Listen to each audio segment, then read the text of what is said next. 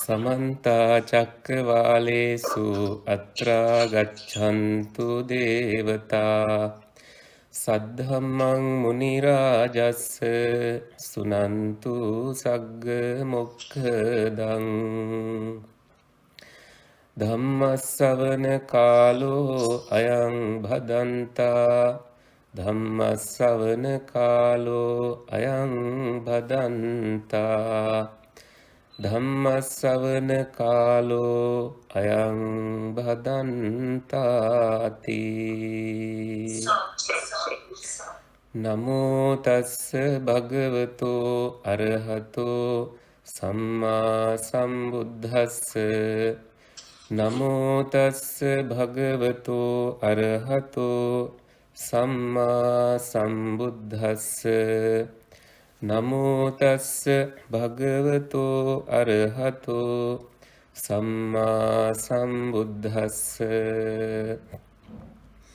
කින්නු උම්මත්ත රූපෝව මිගෝ භන්තෝව ධාවසී නිස්සංසයං පාප කම්මන්තෝ කින්නු සද්දාය සේතුවන්ති.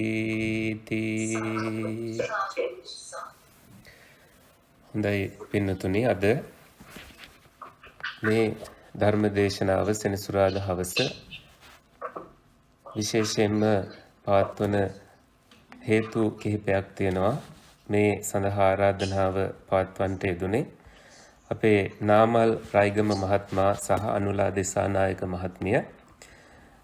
එතුමන්ගේ ආරාධනාව ලැබෙන්නට කලින් අපේ දක්ෂිණී නෝනා කතා කරලම ආරාධනා කළා. කොයි දවසේද සුදුසු කියලා. මං කිව්වා ඔබතුමේගේ ආරාධනාව නිසා කැමති දවසක දාගෙන අපිට කියන්න කියලා. ඉතින් ඒ අනුව අද මේ විදිහට මේ වැඩසටහන ආරම්භ වෙනවා. ඉතින් මේ වෙලාවේ සම්බන්ධ වෙනවා විහාරස්ථානයේ දැනට බොහෝ ආගමික අංශයෙන් ඔයත්තන්ට උපකාරී වෙලා සිටින සුමංගල හාමුදුරන් වහන්සේ. ඒ වගේම ලංකාවෙන් මං හිතන්නේ අපේ මෛත්‍රී හාමුදුරන් වහන්සේ සම්බන්ධ වෙයි පසුව. උන්වහන්සේලාගෙන් මම මුලින්ම අවසර පතනවා. ඉතින් මේ වැඩසටහන පැවැත්වීමේදී විශේෂම දවසක් අද හේතුව තමයි ලංකාවේ සුනාමි වැසනය සිදු වෙලා අවුරුදු 16ක් ගත වෙච්ච අවස්ථාව. ඉතින් අපි දන්නවා ඒ සුනාමි වැසනය සිදු වුණ වෙලාවේ අපි අනපේක්ෂිත විදියට බොහෝ අපහසුතාවලට පත් වුණා. කනගාටුවට පත් වෙන කාරණා බොහොමයක් අදටත් අහන්නට ලැබෙනවා. තවමත් බොහෝ දෙනෙක් තමන් හම්බෙන්නට යන්නට හිටිය ඥාතීන්, තමන්ව හම්බෙන්න එන ඥාතීන් හොයාගන්නට බැරුව තවමත් ඒගොල්ලන්ව හොයනවා. ඉතින් එහෙම කාලයක ධර්මයට සමීප වෙලා මං හිතන්නේ මේ විදියට පින්කමක යෙදෙන එක අපිට අපි කළ යුතු සිරිතක්, ධර්ම සිරිතක් කියලා මහා සංඝරත්නය වශයෙන් අපි සන්තෝෂ වෙනවා. ඔයත්තන් මේ විදියට නිරන්තරයෙන්ම පින්කම් වල යෙදিলা කටයුතු කිරීම ගැන. ඊට අමතරව අද තමයි නාමල් මහත්මයාගෙත් ඒ වගේම අනුලා මහත්මියගෙත් වෙඩින් ඇනිවර්සරි එක, විවාහ සංවත්සරය අවුරුදු 28ක් වෙනවා. එතුමාත් එතුමියත් විවාහ ප්‍රාප්ත වෙලා. ඉතින් අපේ හිතේ ඒ මංගල කාරණාව තැන්පත් කරගනිමු. එතුමන් තෝරගත්තේ බෞද්ධ කුල සිරිතක් වන පින්කමක් කරලා එයින් ජනිත වෙන ඒ කුසලය පුණ්‍ය සම්පත්තිය තමන්ගේ දරුවෝ වෙන චමාලි and කසුන් දරුවෝ දෙන්නගේ මම හිතන්නේ ඒගොල්ලන්ගේ රැකියා කටයුතු ਸਰව ප්‍රකාරයෙන්ම සාර්ථක වේවා කියන මූලික ප්‍රාර්ථනාව තමයි දෙමාපියන් වශයෙන් එතුමන්ලට තියෙන ප්‍රාර්ථනාව. ඒ වගේම නාමල් මහත්තයාගේ අම්මත් තාත්තත් දෙන්නම කාලක්‍රියා කරලා තියෙනවා. තාත්තගේ නම තමයි ආර් ඇඩ්මන් කියන තාත්තා. අම්මගේ නම තමයි සෝමා කෙන්දසිංහ කියන මෑණියන්. ඊට අමතරව එතුමාගේ බාල සොහයුරිය ගීතා මල්කාන්ති සොහයුරිය එතුමිය කාලක්‍රියා කරලා තියෙනවා. ඒ වගේම එතුමාගේ මස්සිනාවන උපුල් ජිනදාස මහත්මාත් කාලක්‍රියා කරලා තියෙනවා. ඉතින් ඊට අමතරව අනුලා මහත්මියගේ තාත්තා ආර්.බී. දිසානායක පියාණන් කලුරිය කරලා තියෙනවා. එතකොට මේ විදිහට පවුලේ ළඟම ඥාතිවරු කිහිප දෙනෙක්ම මේ පින්කම ආශ්‍රයෙන් ඒ ඇත්තු සිහිපත් කරනවා. ඊට මේ පින්කම කිරීමෙන් සුජීවත්ව වාසය කරන ඩී.එම්. බිසෝ මැණිකේ ආදරණීය අනුලා මහත්මියගේ ආදරණීය මෑණියන්ව එතුමියට නිදුක් නිරෝගී සුව ප්‍රාර්ථනා කරනවා. ඊට අමතරව විහාරස්ථානයේ වැඩ ඉන්න අපේ සුමංගල හාමුදුරන් වහන්සේ, මෛත්‍රී හාමුදුරුවෝ නෙමෙයි සමිත හාමුදුරන් වහන්සේ, ඒ හාමුදුරන් වහන්සේලාට දීර්ඝායුෂ නිරෝගී සැප ප්‍රාර්ථනා කරනවා. ඉතින් මේ සම්බන්ධ වෙන හැම කෙනෙක්ටම සියලු ආකාරයෙන් යහපත වේවා කියලා මම හිතන්නේ නත්තල අවසන් වෙලා අද උදා වෙනවා මේ සතියේ තමයි අවසාන සෙනසුරාදාව මේ අවුරුද්දේ. ඊට පස්සේ උදා වෙනවා නව අවුරුද්දක්. මං හිතනවා හැමෝගෙම ප්‍රාර්ථනාව 2020 අවුරුද්ද වගේ අවුරුද්දක් නොවේවා කියන ප්‍රාර්ථනාව. ඉතින් ඒ කියන්නේ 2020 අවුරුද්දේ අපි ගොඩාක් අපහසුතාවයන් වලට මුහුණ දුන්නා. හැම ආකාරයෙන්ම විශේෂයෙන්ම අපිට වටිනම සම්පත වන නිරෝගීකම කියන සම්පත කොච්චර වටිනවද කියලා අපි තේරුම් ගත්තා. අපිට සමීපතමය අහිමි වෙලා ගියා. ඉතින් එහෙම අනපේක්ෂිත දේවල් සිද්ධ වෙච්ච මේ 2020 අවුරුද්දේ එහෙම නොවිලා 2021 අවුරුද්ද හැම කෙනාටම නිරෝගීව ආරක්ෂිතව දියුණුවෙන් මානසික කායික ලෞකික දියුණුවෙන් ජීවත් වෙන්නට ලැබේවා කියලා මේ උතුම් ප්‍රාර්ථනාවක් හිතේ තැන්පත් කරගෙන අපි අද ධර්ම දේශනාව ආරම්භ කරමු.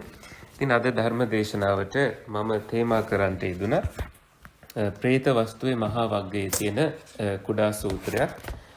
හේතුව තමයි මට අවශ්‍යයි මේ අපිට සාමාන්‍යයෙන් ප්‍රශ්නයක් ඇසුරෙන් ධර්මයේ සාකච්ඡා කරන්නට.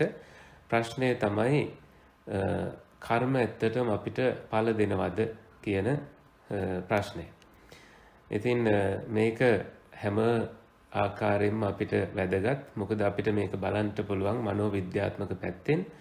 ඊට පස්සේ දර්ශනය, බෞද්ධ දර්ශනයේ පැත්තෙන් අපිට බලන්නට පුළුවන්. ඒ වගේම ධර්මයේ පැත්තෙන් අපිට මේ කාරණාව තේරුම් ගන්නට පුළුවන්. ඒ වගේම අපිට වර්තමානයේ අහන්නට ලැබෙන කතන්දර ආශ්‍රයෙන් අපිට අහන්නට පුළුවන්. විශේෂයෙන්ම මියගිය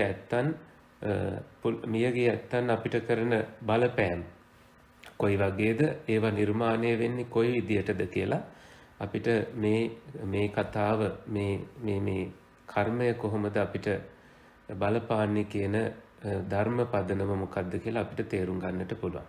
ඉතින් ධර්මයේ ශ්‍රවණය කරද්දී ඔයත්තන්ට අපි කරුණාවෙන් ඉල්ලා සිටිනවා.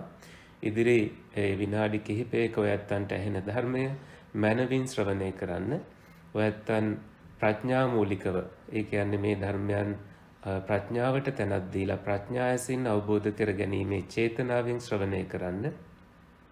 හදවත පන්සලක් කරගෙන එක බණපදයක් කියලා කියන්නේ බුදුවරයෙක්, බුදුරු පෙරහැරක් හදවතට වඩිනවා. ඒ වෙනුවෙන් මගේ හදවත පිරිසිදු තැනක් කරගෙන ඒ පිරිසිදු හදවතින් ධර්මයේ ශ්‍රවණය කරමි.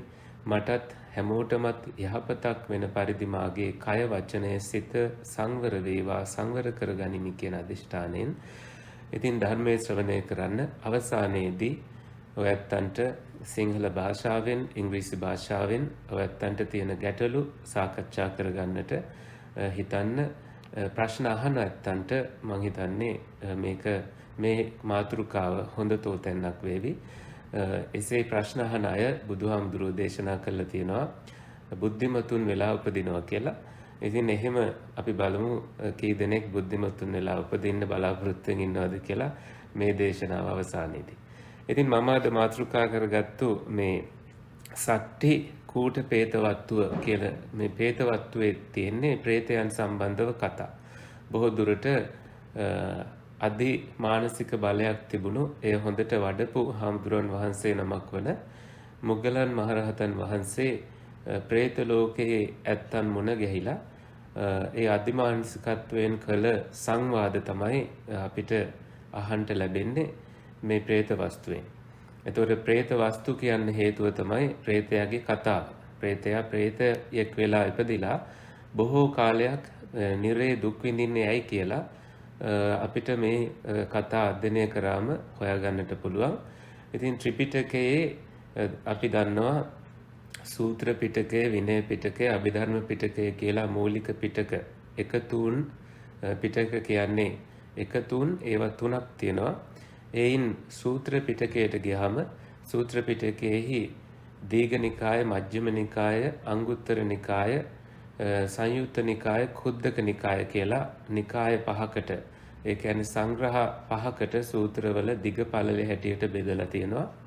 එයිනුත් කුද්දක නිකායේ ග්‍රන්ථ 15ක් තියෙනවා. ඒ කියන්නේ අවසාන එකතුව ඊටාම කුද්දක වුණාට කුඩා කුඩා ඒ පොත් 15ක්ම තියෙනවා. එයින් එකක් තමයි මේ പ്രേත වස්තුව. ඒ කුද්දක නිකායට තමයි ධම්මපදය ආදී අපි බෞද්ධයාගේ අත්පොත වශයෙන් සලකන පොත පවා ඇතුළත් වෙන්නේ. ඉතින් പ്രേත වස්තුවට අමතරව විමාන වස්තු කියලා දිව්‍ය විමානවලට මුගලන් මහරහතන් වහන්සේ වැඩම කරලා සොයාගත්තු තොරතුරු විමාන වස්තුවේ සඳහන් වෙනවා. ඊට අමතරව තේර තේරී ගාථා තෙරවරුන් පිළිබඳව, තෙරණියන් පිළිබඳව, ඒ තෙරණියන් රහත් භාවයට පත්වීම, ඒ ඇත්තන්ගේ పూర్ව ජීවිත මේවා සඳහන් වෙනවා මේ කුද්දක නිකායේ. ඊට අමතරව අපිට සුත්ත නිපාතය කියලා කොටසක් අහු වෙනවා. එහි තියෙනවා ඔය කරණීය මෙත්ත සූත්‍රය වගේ සූත්‍ර, ධනිය ගෝපාල වගේ සූත්‍ර. මේ සූත්‍රවල ඊටාම පැරණි පාලි භාෂාවේ වචන අපිට හොයාගන්නට පුළුවන්. ඒ නිසා ඒ සූත්‍රවල තියෙන පැරණිම බුද්ධ දේශනාය කියලා සඳහන් වෙනවා. ඉතින් ඒ නිසා මේ කුද්දක නිකාය හරීම වැදගත් සූත්‍ර තියෙන වැදගත් පරිශීලනය කළ යුතුම බෞද්ධයෙක්ගේ සමීපතම විය යුතු මේ සසර බය ඇති කරගන්නට විශේෂම උපකාරී වෙන පූර්වපර සංදි ගලපා ගන්නට හේතු වෙන එකතුවක් කියලයි මම ඔයත්තන්ට හඳුන්වලා දෙන්නට කැමතියි. එහි තියෙනවා මේ සට්ටිකූට പ്രേතවත්වයේ මෙහෙම ප්‍රශ්නයක් අහනවා. කින්නු උම්මත්ත රූපෝව මිගෝ භන්තෝව ධාවසි. එතකොට උම්මත්ත රූපෝව ඇයි මේ උමතු ස්වરૂපයෙන් මිගෝ භන්තෝව ධාවසි මොෙක් කැරකිනවා වගේ දුව යන්නේ ඇයි කියලා අහනවා. එතකොට හිතාගන්න යම්කිසි ප්‍රේතෙක් ඉන්නවා එක තැනක ඉන්නේ නැති, කොයි වෙලෙත් භ්‍රමණය වෙමින්, භන්තෝව කියන්නේ මේ භ්‍රමණය වෙනවා කියන එක. භ්‍රමණය වෙමින් දුවනවා. ඒක හරි අමාරුයි. එහෙම භ්‍රමණය වෙවි දුවන්නේ විශේෂයෙන්ම අපි දැන් කැරකිල්ල හැදෙන්නේ එක තැනක අපි කැරකුණාට පස්සේ අපි කැරකිලා ගිහිල්ලා වැටෙන්නේ, අපිට සමබරතාවයේ මිදලා යනවනේ. ඒ වගේ නිස්සංසයන් පාප කම්මන්තෝ, අනිවාර්යයෙන්ම නිස්සංසයන් කියන්නේ අනිවාර්යයෙන්ම පාප කම්මන්තෝ, ඔබ පව් කරලා තියෙන්න ඕනේ. අපිට මේ කෙනෙක් දැක්කහම මේ කෙනා නම් මෙහෙම වෙන්න හේතුව පවක් කියලා හිතෙන්නේ. අන්න ඒ අනුමානය තමයි මෙතන දකින්න තියෙන්නේ. නිස්සංසයන් අනිවාර්යයෙන්ම පාප කම්මන්තෝ, පව් කරලා තියෙන කෙනෙක් කියලා තීරණය කරනවා. කින්නු සද්දායසේ තුවන්ති, සද්ද කරන්නේ ඇයි ඔබ කියලා අහනවා. ඇයි මේ කෑ ගහන්නේ? කෑ ගහ කැරකි උම්මත්තකෙක් වගේ තනින් තන යන්නේ ඇයි කියන ප්‍රශ්නය මුලින්ම අහනවා. අහං බදන්තේ පේතෝම්හි, ස්වාමීනි මම පෙරේතෙක් වෙමි. පෙරේත ගති කියලා කියන්නේ අපි කෙනෙක් කෑදර කමින් මොනවා හරි කනවා දැක්කහම ඔයා හරි පෙරේතයිනි මේකට කියලා කියනවා. මේක ටිකක් බරපතල කතාවක්. පෙරේතයි කියලා කියන්නේ මේකට ආසයිනි කියන එක. කෙනෙක් කාන්තාවන්ට වැඩිපුර ආකර්ෂණය වෙනවා නම් ඒ කෙනාට කියනවා ගෑනු පෙරේතෙක් නේ මේ කෙනා කියලා. මේ පෙරේත කියන වචනය ඒ විදිහට සමාජගත වෙලා තියෙනවා. ඉතින් ඒ පෙරේත කියන වචනය ප්‍රේත කියලා කියන්නේ එක ආත්ම ස්වභාවයක්. කෙනෙක් උපදින්නට පුළුවන් ඒ ප්‍රේත ආත්ම ස්වභාවයක. එහෙම ඉපදුනාට පස්සේ ඒ පුජ්‍යලයට නිවනක් නැහැ. ඒ කෙනාගේ හිසේ වැඩ කරන්නේ ඒ කෙනා කරගත්ත අර හිතෙන පාප කර්මයම තමයි. නිතරම ඒ කෙනාගේ වැඩ කරන්නේ ඔළුවේ ඒ කෙනා විසින්ම නිර්මාණය කරගත්තු ලෝකය. එතකොට මනසේ යම්කිසි ඇලීමක් තිබුණා නම් අන්න ඒ ඇලීමම ඒ කෙනාගේ නිරය පහතට යෑම විනිපාත ධර්මය. විනිපාත ධර්මය කියන්නේ මේ පහතට ඇද හැලෙන ධර්මතාවය ඒ කෙනාම නිර්මාණය කරගන්නවා. බලමු අහං බදන්තේ පේතෝම්හි ස්වාමීනි මම ප්‍රේතෙක් දුග්ගතෝ දුගතියට ගිහිල්ලා ඉන්නේ. දුගති කියලා කියන්නේ සුගති කියන එකේ විරුද්ධ වචනය. එතකොට සුගතියට යන්න බොහෝ අය කැමති. හැබැයි සුගතිය හොඳයි කිව්වට දැන් යන්න අපි කැමති නෑ. සුගතිය ඔච්චර හොඳයි නම් දැන් යන්න කියලා කිව්වොත් කවුරුත් කැමතිද? එහෙම කැමතිත් නෑ. මරණයෙන් මත්තේ අපිට තියෙන අවිනිශ්චිත භාවයක් කොහේ යයිද කියලා එහෙම වුණොත් සුගතියට යනවා නම් හොඳයි කියලා අදහසක් සාමාන්‍යයෙන් මිනිස්සු තුළ තියෙනවා. එතකොට දුගතියට යන්න කිසි කෙනෙක් කැමති නෑ. දුගතියට ගියාට පස්සේ තමයි බොහෝ අයට තේරෙන්නේ මට මේකෙන් ගැලවිල්ලක් නෑ කියලා. දුග්ගතෝ යම ලෝකිකෝ මම ඉන්නේ යම ලෝකේ. යම කියලා කියන්නේ පහත් අපායගාමී ලෝකයක්. ඒ ලෝකේ තමයි මම ඉන්නේ. පාප කම්මං කරිත්වාන මම පාප කර්මයක් කරලා තියෙනවා. പ്രേත ලෝකං ඊතෝ ගතෝ. එතකොට මේ ඊතෝ කියලා කියන්නේ ඉහළ තැනකින් මනුෂ්‍ය තලයකින් പ്രേත ලෝකයට ගතෝ ආවා. ඊට පස්සේ කියනවා සට්ටි කූට සහස්සානි. එතකොට ගල් කැට 1000ක් පරිපුන්නානි සබ්බසෝ මහ හොඳට පිරිපුන් ගල් කැට 1000ක් සීසේ මයහං නිපතන්ති මගේ ඔළුව උඩ කඩන් වැටෙනවා. ඒක තමයි මට දැනෙන වේදනාව. තේ බින්දන්තිච මත්ථ කන්ති. ඒ ගල් මගේ ඔළුව ඒ කියන්නේ මත්තකය ඔළුව මගේ මස්තකය මගේ සිරස මගේ ඔළුව තේ බින්දන්ති. ඒ ගල් වලින් බිඳෙනවා. ඒ ගල් හින්දා මගේ ඔළුව පුපුරනවා පැලෙනවා. නැවත මම මගේ ශරීරය මගේ හිස ඒ ගල් වලින් උපදින වාරයක් පාසා ඒ ගල් වලින් මාව පුපුරා හරිනවා. මේක කෙනෙක්ට හිතන්නට පුළුවන් විශාල හිස් රදයකින් පීඩා විඳින වෙනත් දෙයක් ගැන හිතන්නට පොතක් කියවන්නට බැරි මොනවා හරි දෙයක් ගැන අවධානය යොමු කරන්නට බැරි පුජ්‍යලයකට තියෙන ස්වභාවයක් කියලා. ඒක නිවැරදි වෙන්නට පුළුවන්. මොකද එහෙම අය කලාතුරකින් අපිට මුණ ගැහෙනවා. අපිට තේරෙන්නේ නැහැ ඒකට හේතුව නොඑක ආකාරයෙන් බෙහෙත් කරාට ඒ අයට ඒ ලෙඩ පිළිබඳව සුවතාවයක් හොයන්නට බැරි අවස්ථා තියෙනවා. මම දන්න මේ ඇමරිකාවේ හාමුදුරන් වහන්සේ නමක් ඉන්නවා. ඒ හාමුදුරුව නම් මං හිතන්නේ නෑ පාප කර්මයක් කරලා තියෙනවා කියලා. ඒ හාමුදුරුව ප්‍රසිද්ධියම කියනවා බික්කු බෝධි කියන හාමුදුරුව අපිත් එක්ක නිව්යෝක් වලදී හම්බුනාම උන්වහන්සේ දවස් 16ක් වෛද්‍යවරයෙක්ගේ උපදෙස් මැත්තේ निराहारව ඉන්නවා. ඒ निराहारව ඉන්නේ උන්වහන්සේට තියෙනවා දීර්ඝ කාලීනව වද දෙන හිස රදයක්. අනේ හිස රදයෙන් මිදෙන්නයි උන්වහන්සේ එහෙම ඉන්නේ. එහෙම හිටියට උන්වහන්සේගේ හිස රදේ සනීප වෙලා නැහැ. ඉතින් උන්වහන්සේ එක දවසක් අපිට කිව්වා ඒ බඩගින්නේ ඉඳලා පළවෙනිම දවසේදී හම්බෙලා තියෙන්නේ වළඳන්නට අර මේ ස්වීට් මෙලන් කියලා අපි රතු පාට අර ඒකේ ජූස් එකක් ඒක වළඳද්දී උන්වහන්සේගේ හිත පළවෙනිම ආහාරයේනේ මනසින් ඊටාම ආසාවෙන් තමයි මේක වළඳන්න මේක වැළඳිය යුතුමයි කියලා. නමුත් වෛද්‍ය උපදෙස් මැත්තේ ටිකෙන් ටික තමයි ඒක වළඳලා තියෙන්නේ. ඉතින් හරියම මානසික ක්‍රියාකාරීත්වය උන්වහන්සේට හොඳට තේරෙන්න ගත්තලු. ඒ දවස් 16 निराहारව ඉඳලා පළවෙනිවම ආහාර ගන්නට පටන් ගනිද්දී. ඒ තරම් අපේ ශරීරයෙන් ආහාර ඉල්ලන්න පටන් ගන්නවා කියලා තමයි උන්වහන්සේ සඳහන් කළේ. ඉතින් එහෙම අවස්ථාවක මිය ගියොතින් අපි බොහෝ දුරට ආහාර සොයන කෙනෙක් බවට පත් වෙන්න පුළුවන් කියන පණිවිඩය තමයි උන්වහන්සේ දුන්නේ. ඉතින් හිස රදය ආදී මේ සනීප වෙන්නේ නැති දෙයක් තියෙනකොට කෙනෙක්ට හිතෙන්න පුළුවන් ඒක අතීත කර්මයක් නිසාය කියලා. ඒක තමයි අපේ මනස වැඩ කරන විදිය.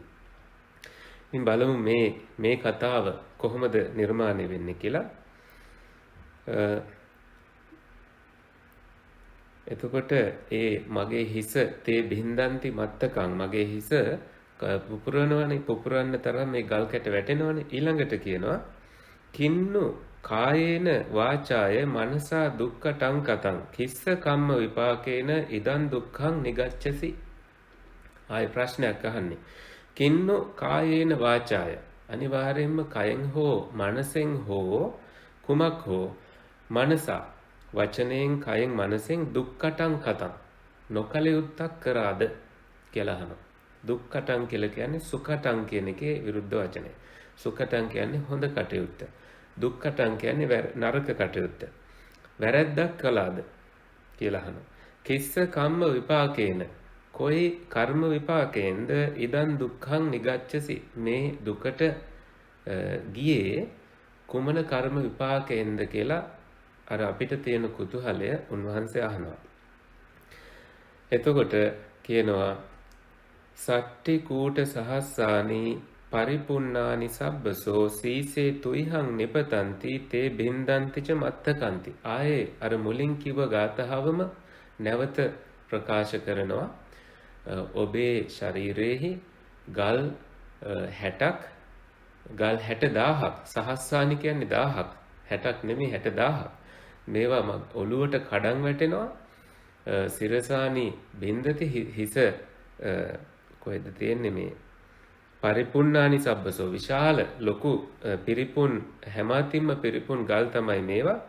සීසේ තුයිහං නිපතන්ති ඔබගේ හිස මැත්තේ කඩන් හැලෙනවා. තේ බින්දන්තිච මත්තකන්ති හිසත් බිඳිනවා.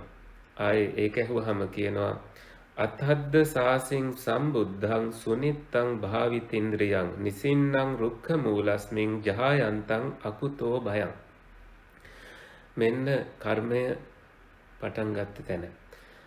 අද්ද සාසින් මම දැක්ක සම්බුද්ධං මේ පසේ බුදුවරයෙක්. මෙතන සම්බුද්ධං කිව්වට පසේ බුදුවරයෙක්.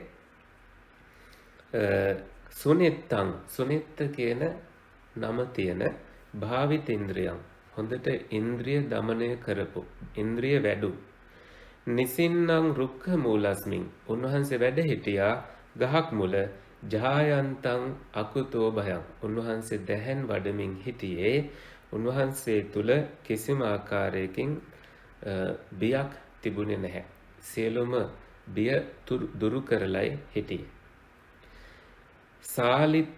සාලිත්ත කප්පහාරේන තියුණු පහරකින් තියුණු ගල් අරගෙන පහර දීලා බින්දිස්සන් තස්ස මත්තකං උන්වහන්සේගේ සිරස බිඳලා දැම්මා.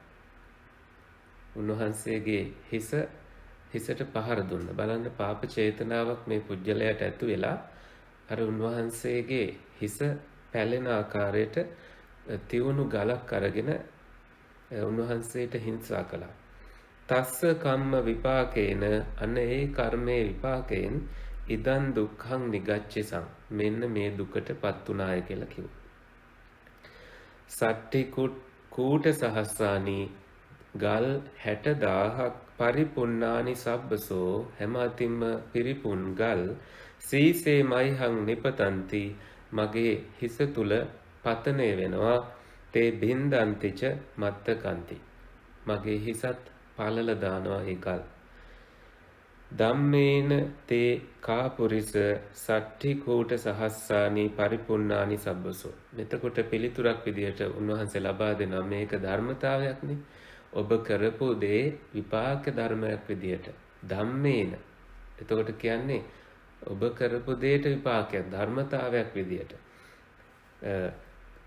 සට්ටි කූට සහස්සානි පරිපුන්නානි සබ්බසෝ හැම අතින්ම පිරිපුන් අර 60000ක් ගල් සීසේ තුයිහං නිපතන්ති ඔබගේ හිස උඩට කඩන් වැටෙනවා. තේ බින්දන්තිච මත්තකන්ති ඒ 60 විසින් ඔබේ හිස මුදුනත් බිඳලා දානවා පළල දානවා. අන්න ඒ ප්‍රේතයා විසින් කරන්ට යෙදුණු පාපය. එතකොට ඔයත්තුන්ට මතක් වෙනවා ඇති නොයෙක් ඔයත්තු අහලා තියෙන කලින් කරපු පාප කර්ම. එක වැද්දෙක් හිටියා. ඒ වැද්දගේ නම කෝක කියන වැද්දා. ඒ වැද්ද කරපු දේ තමයි වැඩි කර්මාන්තයේ දෙන්න එළියට බැස්සහම භික්ෂුන් වහන්සේ නමක් දැක්කා. මේ භික්ෂුන් වහන්සේ දැක්ක ගමන් හිතුවා අද නම් මට කිසිම සතෙක් හම්බෙන්නේ නැහැ කියලා.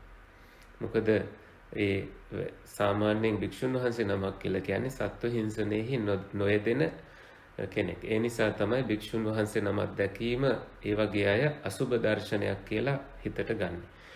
ඉතින් එදා කිසිම සතෙක්ව ඔහුට හරියට අල්ලගන්න බැරි වෙනවා හිස් අතින් ගෙදර. ඉතින් හිස් අතින් ගෙදර ආවට ආයෙ දවසක් යන්න තීරණය කරනවා. ආයෙත් උන්වහන්සේව මුණ ගැහෙනවා.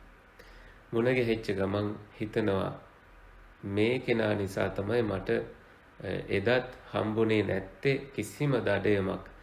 අද නම් මගේ සුනකයන්ව මෙහෙවලා මේ කෙනාව මේ ශ්‍රමණයන්ව අනිවාර්යෙන්ම හිංසාවට පත් කරනවා කියලා හිතාගන්නවා.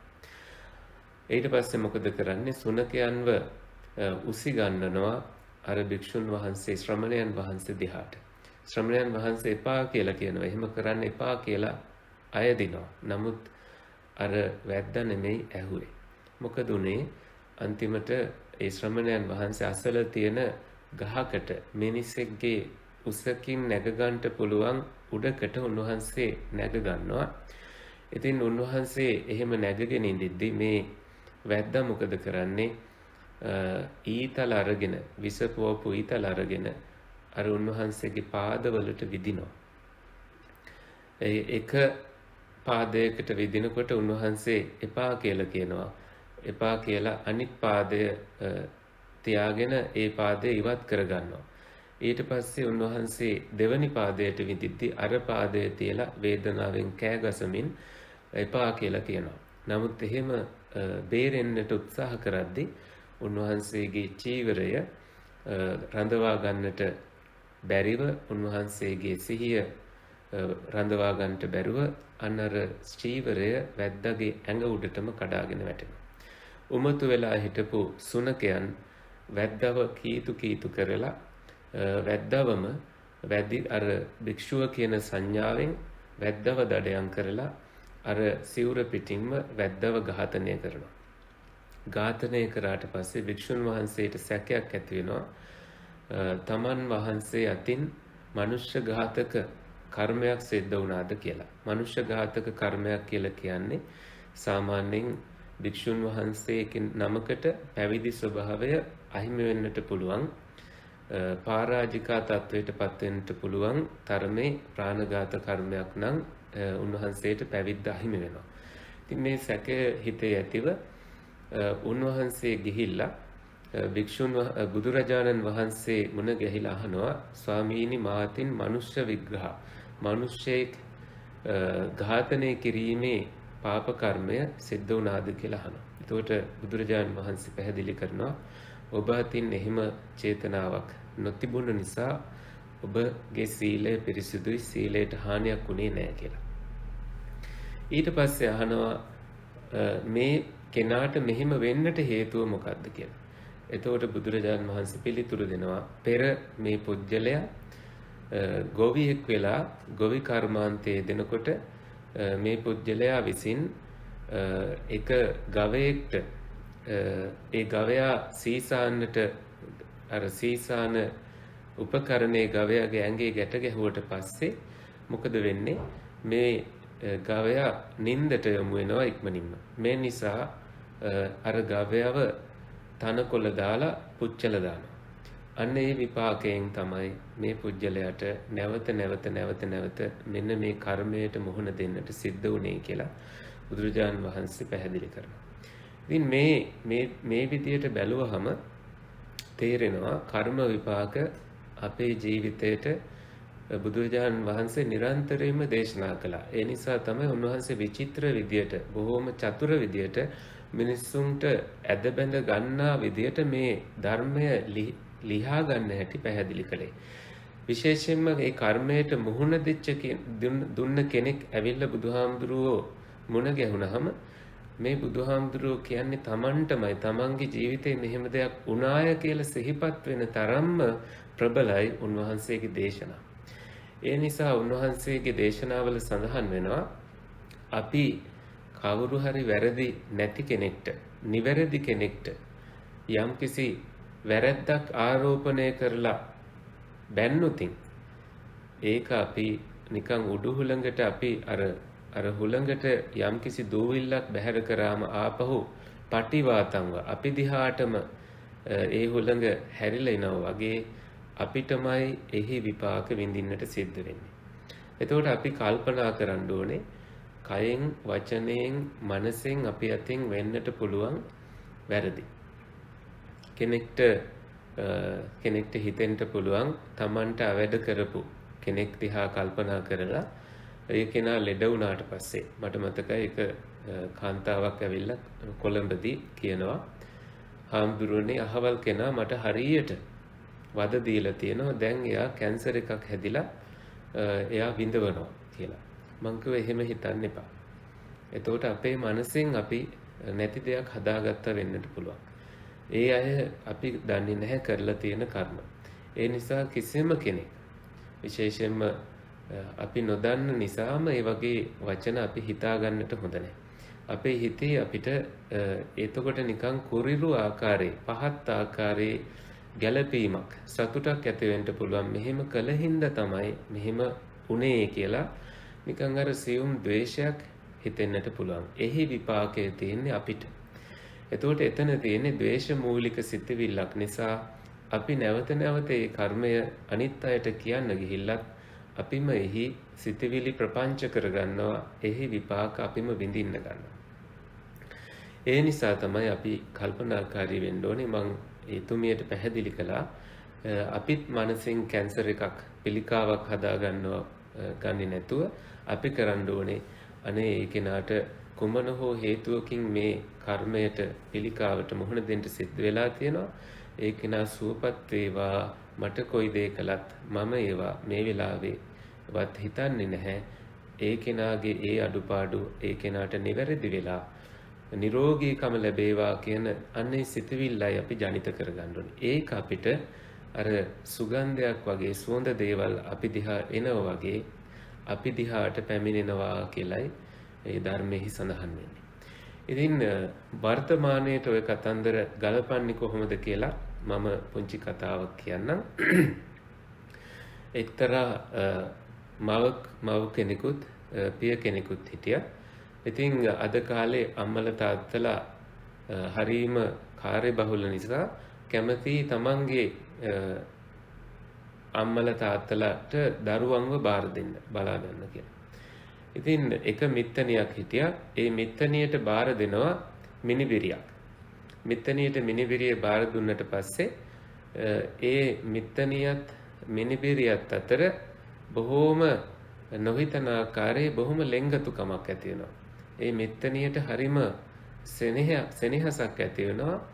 මේ මගේ මිනිබිරිය මං ගාවම ඉන්න ඕනේ කියලා. ඉතින් කවනව පවනව නාවනව කතන්දර කියලා දෙනවා. හරීම ආසාවෙන් ඒ මිත්තණියව ආදරෙන් බලා ගන්නවා. ඉතින් මෙහෙම ඉන්නකොට දෙමාපියොත් කිසිම විරුද්ධත්වයක් නැහැ. මොකද දෙමාපියන්ටත් ඕනේ අනේ අම්මා කොච්චර දෙයක්ද අපේ දුවට මෙච්චර හොඳින් බලාගන්න එක අපිටත් බෑ මේ තරම් කාලයක් දෙන්න කියලා. ඒකට ඉඩ දීලා ඉන්නවා. මෙහෙම ඉඳලා අර මිත්තණිය දන්නවා දැන් තමන් වයසයි. තමන්ට මේ මිත්තණියගේ තමන්ගේ මේ මිනිබිරියගේ ළඟටම වෙලා ඉන්නට ලැබෙන්නේ නැහැ කියලා.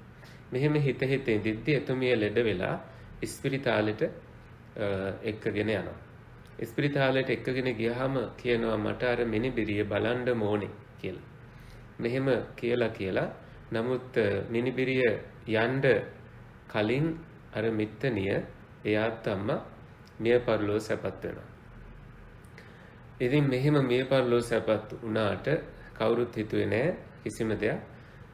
හැබැයි මේ මිනිබිරිය දන්නේ නැහැ සාමාන්‍යයෙන් අර මල ගෙදරක් සිද්ධ වෙනවා අර වල දාපු තැනටවත් මිනිබිරිය යන්න දන්නේ නැහැ. එහෙම එක්ක යන්නෙත් නැහැ.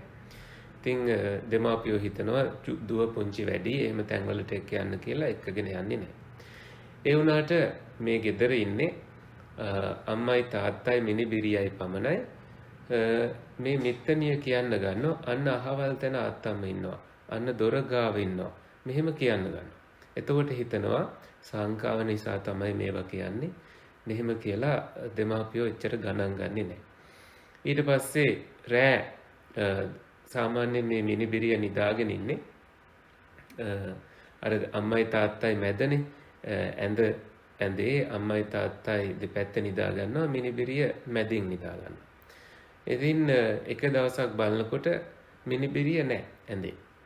ඉතින් හොයලා කලබල වෙලා ගමේ අයටත් කියලා බැලුවහම ඒ මිනිබිරිය දොරත් අරගෙන ගිහිල්ලා වෙලක් ගාවට ගිහිල්ලා පැය ගානක් ගිහිල්ලා හොයාගත්තා. ඒ වෙල ගාව වැටිලා ඉන්නවා. හැබැයි ජීවතුන් අතර ඉන්නවා. ඊට පස්සේ ආයේ හිතනවා මේ හීනෙන් ඇවිදීමක් කියලා ගණන් ගන්නේ නැහැ. ඊට පස්සේ ආයේ දවසක තාත්තා හොඳට දොර අගුළු දාලා දොර පොල්ලක් දාලා වහලා ඒ ගෙදර ආරක්ෂාව තර කරලා බොහොම සිහියෙන් ඉන්නවා මේ තමන්ගේ දියණියට කුමක් හෝ කරදරයක් වෙයි කියලා. ඉතින් ඊට පස්සේ දවසක ඒ දෙමාපියෝ දෙන්නටම හොඳට නිින්ද යනවා. නිින්ද ගිහිල්ලා ඉන්න අතරේ මොකද වෙන්නේ?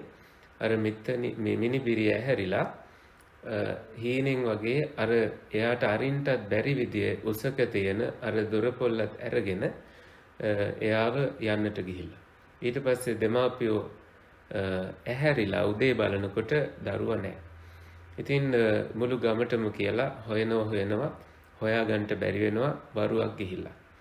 ඊට පස්සේ තමයි හොයාගන්නේ අර කවදාවත් නොගිය මිනි වලගාව එක පුජ්‍යලයක් ඇවිල්ලා කියනවා අර අත්තම වල දාපු මිනි වලගාව මිනිබිරිය වැටිලා ඉන්නවා. හැබැයි හිසට ගලකින් ගහලා හිස ගලක වද්දලා ගලකින් ගහලා නෙමෙයි ගලක වද්දලා ඒ මිනිබිරියව කලුරිය කරලා. ඉතින් බලන්න එහෙම බැලුවහම ඉතින් ඒ දියණියව කිසිම දෙයක් දන්නේ නැති දියණියක්. හැබැයි ආසාව කරන කොටගෙන තමන් ළඟම තමන් වසඟේම ඉන්න ඕනේ කියන මේ ආසාව නිසා විශේෂයෙන්ම මිත්තනියත් මිනිබිරියත් අතර තිබිච්ච බැඳීම නිසා මිනිබිරියත් හිතන්නේ තමන්ගේ ආත්තම්මනේ කියලා කියන දෙහාට යනවා.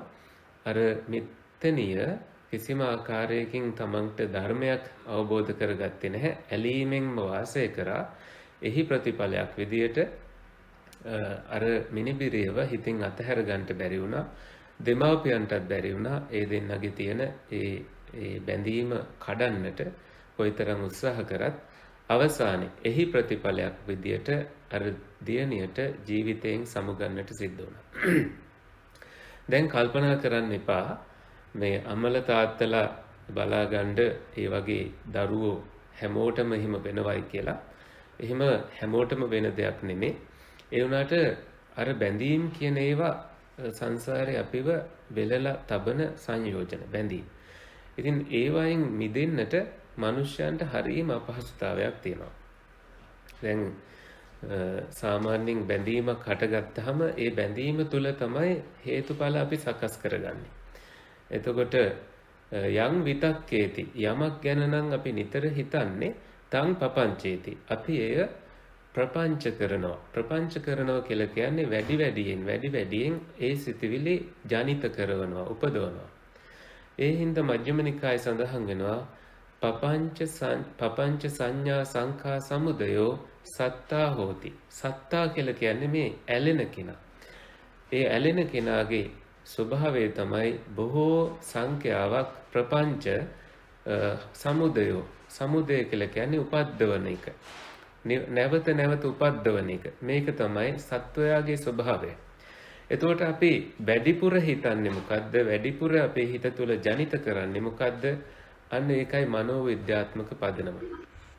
අපි වැඩිපුර යමක් ජනිත කරනවද ඒකට අනුව අපේ ඊළඟ භවය ප්‍රතිනිර්මාණය වීම සිද්ධ වෙන්නට පුළුවන්. භවය ප්‍රතිනිර්මාණය වෙනවා කියලා කියන්නේ නැවත පැවැත්මට අපි හේතු සකස් කරගන්නවා කියන එක. අන්න එහෙම තමයි අපි හිතින් කරන කර්ම. හිතින් කරන කර්ම අපිට විපාක දෙන්නේ. ඒ නිසා තමයි බුද්ධ දේශනාවෙහි සඳහන් වෙන්නේ අහං භික්කවේ මම මහණෙනි චේතනාවට කම්මං කියලා කර්මයයි කියලා වදාරන්නේ කියලා දේශනා කළේ. ඉතින් මේක අපි හැමෝම නිතරම හිතිය යුතු දෙයක්. මොකද අපේ මනස වැඩිපුර හොයලා තියෙන්නේ මොනවද? අපි සාමාන්‍යයෙන් රහසිගතව හොයලා තියෙන්නේ මොනවද? අන්නේ හොයපු දෙයට අනුව අපේ චුතිය උත්පත්තිය අවස්ථාවේදී ඒ ආකාරයට කර්ම නිෂ්පාදනය වෙනවා. ඉතින් ධම්මික උපාසකතුමාගේ කතාව ඇත්ත දන්නවා. එතුමා බොහෝම ධාර්මිකව හිටපු පුජ්‍යලේ. එතුමා හොඳට ධර්මමුණුබුරන් සමග ධර්මය අසමින් ජීවත් වුණා. ජීවිතයේ අවසාන කාලයට පැමිණියට පස්සේ එතුමා රැගෙන යන්න දිව්‍ය රථ 6ක් එනවා. ඒ දිව්‍ය රථ 6ම පැමිණියට පස්සේ එතුමා කියනවා පොඩ්ඩක් ඉන්න කියලා. එහෙම ඉන්නට කියන්නේ භික්ෂුන් වහන්සේලා එතුමාගේ මරණ මංචකයේදී ධර්මයේ දේශනා කරමින් ඉන්න අවස්ථාවේ. එතකොට පොඩ්ඩක් ඉන්න කියලා කියන්නේ දෙවිවරුන්ට. නමුත් භික්ෂුන් වහන්සේලා ධර්මයේ දේශනා කරන එක නවත්තනවා. නවත්තලා ඉවර වෙලා විහාරස්ථානයට වැඩම කරනවා. වැඩම කරලා බුදුරජාන් වහන්සේට මේ කාරණය සැලකරනවා. එතකොට බුදුරජාන් වහන්සේ පැහැදිලි කරනවා නැහැ ධම්මික උපාසකතුමා ධර්මයට ප්‍රියයි. එතුමා නවතින්න කියලා කිව්වේ දෙවිවරුන්ට මිසක් ධර්මයේ දේශනා කරන භික්ෂුන් වහන්සේට නෙමෙයි කියලා. ඉතින් මේ කාරණාවක් දන්නේ නැතුව ධම්මික උපාසකතුමාගේ දරුවෝ බොහොම දුකින් හිතනවා අනේ අපේ තාත්තා මෙච්චර කල් ජීවිතේ බණ ඇහුවා අද බණ කියන්න එපා කිව්වනේ කියලා. එතකොට ධම්මික උපාසකතුමා මේක ඔප්පු කරන්න තමන් මල් මාලයක් අරගෙන ඉහළට ඔසවනවා ඉහළට දමනවා. එතකොට අර එක අශ්ව රථයක දිව්‍ය අශ්ව රථයක ඒ මල් මාලය රැඳෙනවා. එතනින් දරුවන්ට වැටහෙනවා තමන්ගේ තාත්තා සුගතියකමයි හිත පිහිටලා තියෙන්නේ කියලා. ඉතින් බලන්න ඒ අනුව තමයි බුදුහාමුදුරු දේශනා කළේ කත පුඤ්ඤෝ පින් කරපු කෙනා ඉද මෝදති මෙලොවදිත් සතුට වෙනවා පෙච්ච මෝදති පරලොවදිත් සතුට වෙනවා. ඉතින් උභයත්ත මෝදති පින් කරපු කෙනා කත පුඤ්ඤෝ කියන්නේ පින් කරපු කෙනා උභයත්ත මෝදති දෙලොවදීම සන්තෝෂයටපත් වෙනවා. දිස්වා කම්මං විසුද්ධි මත්තනෝ තමන් විසින් කරන්නට යෙදුණු විසුද්ධි කර්ම යහපත් කර්ම දිහා බලලා. ඉතින් යහපත් කර්ම අපි රැස් කිරීමටම අපේ ජීවිතය නිරන්තරයෙන්ම කැප වෙන්න ඕනේ. එහෙම කර්ම රැස් කරන්නට ගියහම අපිට සිද්ධ වෙන අලාභ ටිකක් තියෙනවා. ඒ තමයි සමහර වෙලාවට අපි අපේ වැඩ පැත්තක දාලා දෙන්න ගන්නවා. දන් දීමටම යනවා. එතකොට අපේ වැඩවලට කාලය නැති වෙනවා. එහෙම දෙන්න ගත්ත කෙනාට හම්බ වෙනවා පිරිසක් ගන්න පිරිසක්. නිතර ගන්නවා විතරයි. එහෙම වුණාම අපේ සමබරතාවය බිඳලා යනවා. ඉතින් අපිට මේක වැටහෙන්නේ නැහැ. ඒ නිසා අපි නිතර පරිස්සම් වෙන්න ඕනේ. අපේ ජීවිතයේහි අර්ථ සාධනය කරගන්න ගමන් විශේෂයෙන්ම රැකියාවක් කරන තැන අනුන්ට උදව් කරන්නට ගිහිල්ලා තමන්ගේ රස්සා නැති වෙන අය ඉන්නවා. ඉතින් හොඳයි අනුන්ට උදව් කරන එක. ඒක හොඳ කර්මයක්. ඒ වුණාට නමුත් රැකියා කරන ස්ථානයකින් ඒක දකින්න වෙනස් විදියකට. ඒ නිසා අපි බොහොම හොඳින් කල්පනාවට ගන්න ඕනේ සීමාවක් ඇතිව. දීමේදී අපි ආකර්ෂණය කර ගන්න ඕනේ ශක්තියින් තමයි ඉහළ ශක්තියින්. ලෝකේ තියෙන මේ law of attraction කියලා දෙයක්. අපි මොකද්ද විශ්වයට දෙන්නේ? ඒ දේ තමයි අපිට ආකර්ෂණය වෙන්නේ කියන එක. ඒ නිසා අපි හොඳ ආකර්ෂණය කරගන්න ඕනේ බොහොම ප්‍රඥාවන්ත විදියට. අපි සාමාන්‍යයෙන් අපේ ජීවිතයේ තියෙන කටයුතු පැත්තක දාලා දරුවෝ අමතක කරලා, සැමියා අමතක කරලා, ඊට පස්සේ නිවස අමතක කරලා තමන් දෙන්න ගියොතින් ඒ කෙනාට හම්බෙනව පිරිසක් ලබන පිරිසක්. ඒ අය නිසා තමන්ගේ ජීවිතෙහි අර අනිත් තියෙන මූලික දේවල් ටික ටික හිතෙන් ඈත් වෙලා යනවා. එහි විපාකයක් වශයෙන් අසමතුලිතතාවයක් ඇති වෙලා එතුමාට හෝ එතුමියට මානසික විපාක ජීවිතයේදී විඳින්න සිද්ධ වෙනවා. ඒ නිසා අපි කල්පනා කරන්න ඕනේ පින්කම් කරද්දිත් අපේ ජීවිතය තුළ සමබර ආකාරයෙන් මේ පින්කම් කරන එක. ප්‍රඥා මූලිකව මේ පින්කම් වල යෙදෙන එක. එහෙම කරද්දි තමයි අපිට ගැලවිලා ඉන්නට පුළුවන් වෙන්නේ. මොනවා හෝ අපි අතරේ මොකක් හෝ අසමතුලිතතාවයක් තියෙනවා නම් ඒන් ගැලවිලා අපිට හොඳින් ඉන්නට පුළුවන් වෙන්නේ. දැන් මේ අවසාන වශයෙන් මම කියන්නට කැමතියි මේ සරල ධර්ම කාරණා අතරේ දැන් සුනාමියෙන් මම දන්න කතාවක් තියෙනවා. එක තරුණයෙක් තමන්ගේ පෙම්වතිය ගැන ඔන්න දින පොතක ලියන්න පටන් ගන්නවා. අහවල් දවසේ මේ පෙම්වතිය හම්බුණා කියලා. එතකොට ඒ පෙම්වතිය හම්බ වෙලා ඊට පස්සේ හීනමවා ගන්නවා මේ පෙම්වතිය සමග මෙහෙම ජීවිතයක් ගත කරනවා කියලා ගිහිල්ලා තෑග්ගක් ගිහිල්ලා දෙනවා. බොහොම සරල තෑග්ගක්. පුංචි සමරු පොතක්ම ගිහිල්ලා දෙනවා මේකේ ලියන්න කැමති දේවල් කියලා.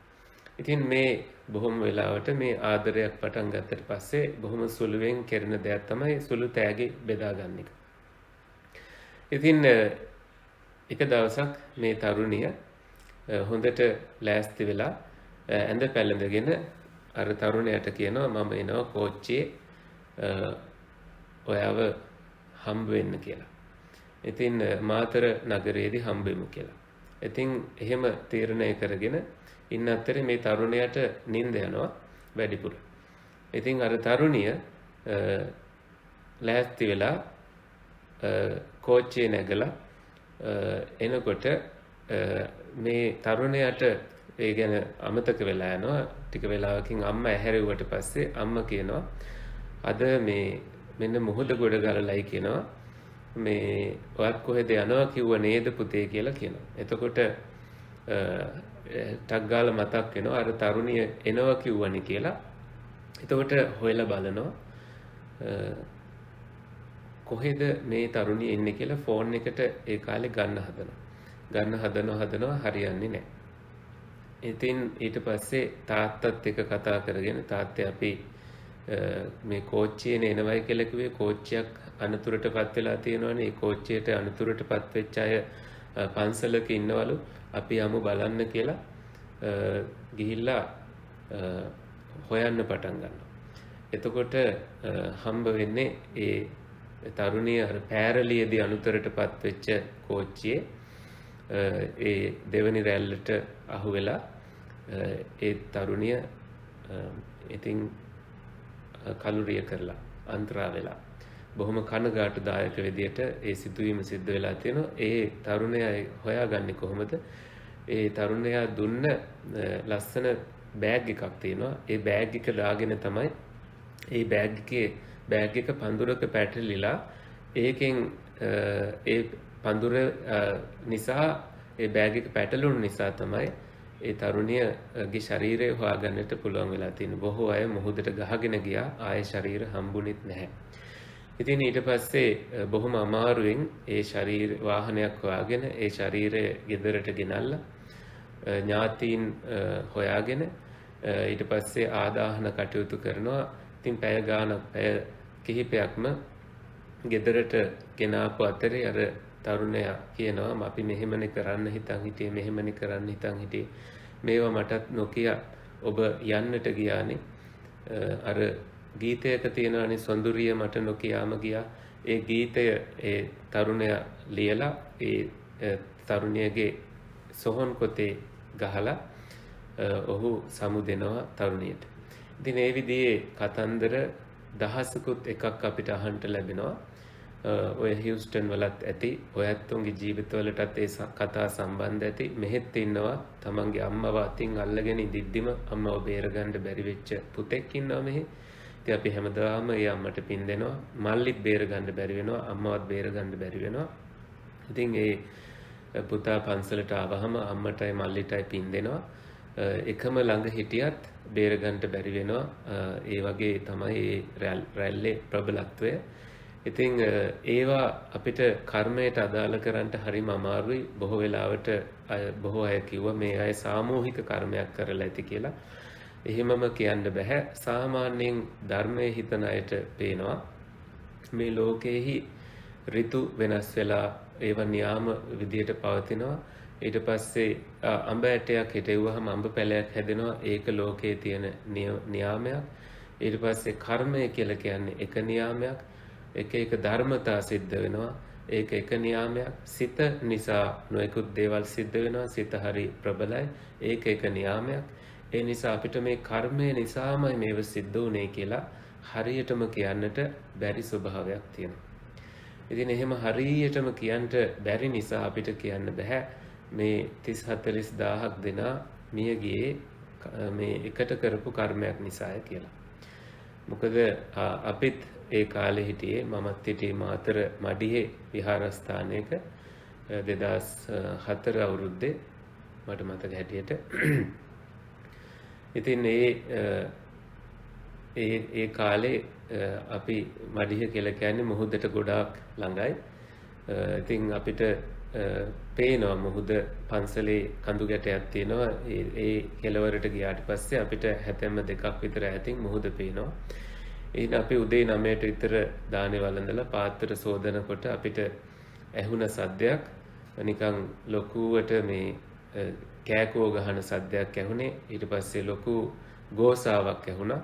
ඉතින් මුහුද පැත්තෙන් සාමාන්‍ය සද්දයට වැඩි නිසා අපි ගිහිල්ලා හොයලා බැලුවහම ඒ පැත්තේ තිබිච්ච හෝටල් ඊට පස්සේ ඒව පේන්නේ නැහැ. පෝල් ගස් විතරයි ඒවයි මුදුන විතරයි පේන්නේ. අපි බැලුවා මොකද්ද මේ වෙලා තියෙන්නේ කියලා. ඒ මොහොතෙන්ම ඇඳුම්වත් නැතිව මිනිස්සු දුවගෙන ආව පන්සලට. අපිට අග්ගාල තුවා අඳන එහෙම දීලා ඒ මිනිස්සුන්ට ඇඳ ගන්න කියලා කිව්ව සැනෙන් මේ මිනිස්සු ආපහු දිව්වා අනේ පුතා කොහෙද දන්නේ අම්මා කොහෙද දන්නේ කියලා හොයන්න ඕනේ කියලා. ඒ අය ආයෙ දුවලා ඊට පස්සේ සමහර අය උස්සගෙන ආව පන්සලටම. පන්සල උසම ස්ථානය නිසා. ඉතින් මේ අරලිය ගස් යට එහෙම අපිට මතකයි ගෙනල්ලා ඊට කලින් දවසේ අපිත් එක්ක කතා කරලා ගියපු ඇත්තෝ ඒ ඇත්තන්ගේ ශරීර තමයි පන්සලට ගෙනල්ලා තිබුණේ. ඉතින් පන්සල පූජ කරපු මට මතකයි වලව්වේ ඇත්තෝ. ඒ අය ඇවිල්ලා පන්සලේ පිළිකන්නේ වාඩි වෙලා කල්පනා කරනවා මොකද්ද මේ අපිට හිට ගමන් වුනේ කියලා. ඉතින් එහෙම බැලුවාම මේ දුප්පත් පොහොසත් ભેදයක් නැතිව පැවිදි ඇත්තන්ටත් ওই මඩිහි පඤ්ඤාසී හාමුදුරු වගේ මඩිහි පඤ්ඤාසී හාමුදුරු නෙමෙයි ප්‍රසිද්ධ ධර්මදේශකයන්න් වහන්සේ නමක් හිටියා. උන්වහන්සේ ඇතුළු ඒ කියන්නේ බණකට වඩින ඒ හාමුදුරුව මම හිතන්නේ නීගොඩ පඤ්ඤාලෝක හාමුදුරුව. ඒ හාමුදුරුව එහෙම වාහනෙත් එක්කම අතුරුදහන් වුණා. ඒ වගේ හොඳ ඒ වගේම නරක මොනවා කළත් දීවර කර්මාන්තයේ යෙදුණු අයත් බේරුණා. නොයෙදුණු අය අහු වුණා. එහෙම බැලුවහම පොදුවේ මේ ස්වභාව ධර්මයේ දෙයක් නිසා බොහෝ මිනිස්සුන්ට ජීවිත අහිමි වුණා. ඉතින් ඒක අපිටත් පොදුයි. අපිටත් එහෙම වෙන්නට පුළුවන්. ඒ නිසා අපි මතක් වෙන හැම අවස්ථාවකම අපි කරපු පින් ඒ ඇත්තන්ට අනුමෝදන් වෙන්නටයි කියලා චිත්ත ශක්තියක් නිකුත් කරන්න ඕනේ විශ්වයට. ඒ ඇත්තන්ට යහපතක් වෙන්නට කියලා. ඉතින් මේ පින්කමත් එසේම වේවා කියලා අපි ප්‍රාර්ථනා කරමු. අපි හැකි පමණ කර්ම වළක්වාගෙන ධර්මතා වටහාගෙන අපේ සිත ප්‍රපංච වලින් තොර කරගෙන නිදහස් කරගෙන දැහැන් සිත් ඇති කරගනිමු. ලෞකිකත්වයෙන් මිදී දැහැන්ගත වී ලෝකෝත්තරත්වයට පත් වෙමු කියන ධර්ම පණිවිඩයයි මම දෙන්නට කැමති. ඉතින් සාමාන්‍යයෙන් ධර්ම දේශනාවක අගදී අපි මේ ධ්‍යාන ගැන එහෙම කතා කරනවා. මම හිතනවා ආයේ දවසක අපිට පුළුවන් ඒ වගේ ගැඹුරට යන්නට. මේ සරලත්වයෙන් ගැඹුරට යන එක තමයි අපි කළ යුත්තේ. එතකොට අපිට ධර්ම කාරණා මනමින් තේරෙනවා අපි කළ යුතු කාර්යය මොකක්ද කියලා. ඉතින් ඔයත්තන්ට ගැටලු තියෙනවා නම් මේ වෙලාවේ निराකරණය කරගන්න. ගැටලු निराකරණය කරගෙන අපි ධර්ම දේශනාව අවසන් කරමු.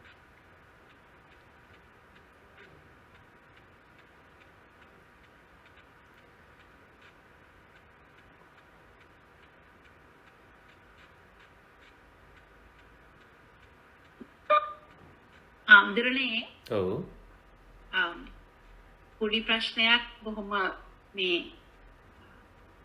කතාව අහගෙන දේශනය අහගෙන ඉඳී හිතුණු දෙයක් කර්මය එක්ක අහන්න. හොඳයි.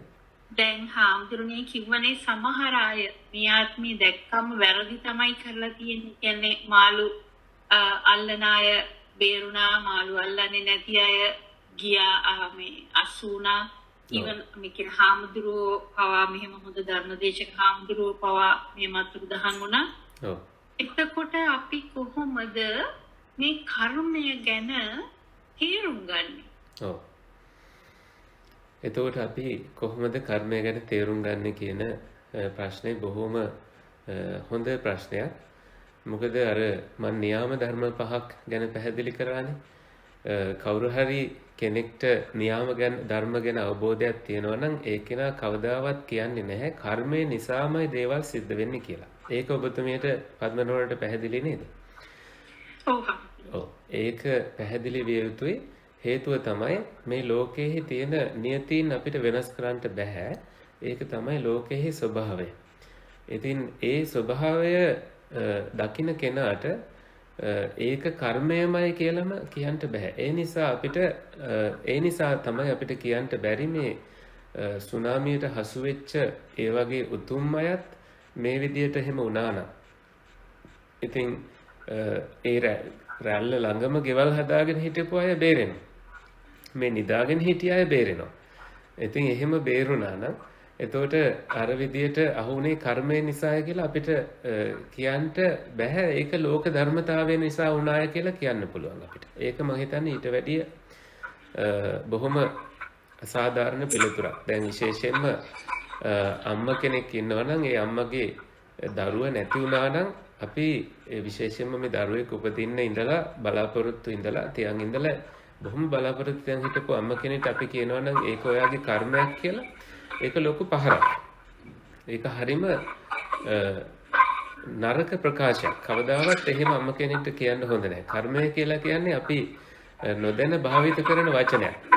ඒ නිසා බොහොම පරිස්සම් වෙන්න ඕනේ අපි. සාමාන්‍යයෙන් ඒ වගේ ප්‍රකාශයක් නොකර ඉන්න තරමට අපි පින් දෙමු ඒ දරුවා නැවත ඔබ ගාවට පැමිණෙන්නටයි කියලා. එහෙම දෙයක් කියන්නට පුළුවන්. මං කරපු පිනුත් අනුමෝදන් වෙන්න කියලා අපි කියන එක ඊට වඩා හොඳයි. ඒ නිසා බුදුහාමුදුරු දේශනා කළා තියෙනවා මේ ලෝක විෂය, කර්ම විෂය, චිත්ත විෂය වගේ, බුද්ධ විෂය වගේ මේවා විෂයන්, එක එක විෂයන්.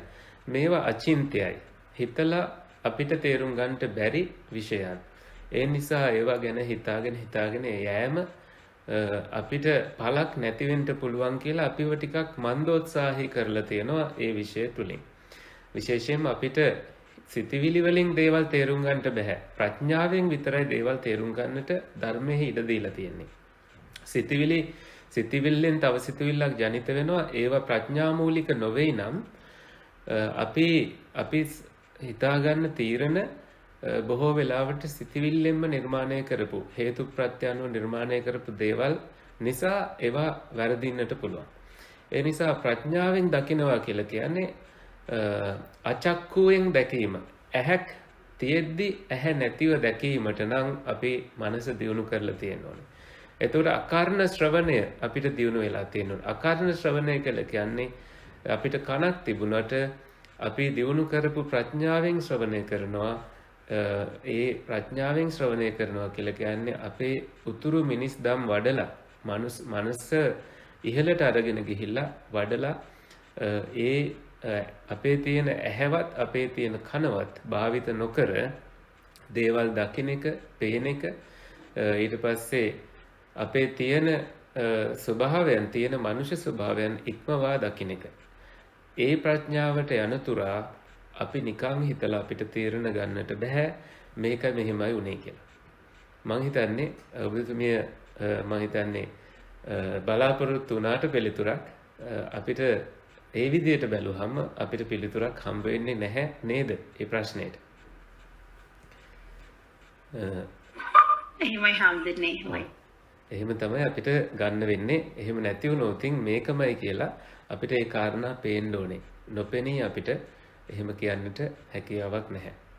ඉතින් ඔය ඇත්ත දන්නෝ ඔය නාවිනේ අරිය ධම්ම හාමුදුරුවෝයි තවත් හාමුදුරුවරු පිරිසකුයි ඒ අද්දිත් උන්වහන්සේලාගේ වාහනය අසු වෙනවා රැල්ලට දෙවෙනි රැල්ලටම එතෙන්දී උන්වහන්සේ ප්‍රකාශ කරනවා මේ සමුද්‍ර දේවතාවනි අපිටයි මේ සිල්ලුතුන් වහන්සේලාටයි කරදර කරන්න කියලා. ඊට පස්සේ වාහනය ලොකු පස් ගොඩක උඩට එකපාරටම එසවිලා උන්වහන්සේලා එතන රැඳෙනවා.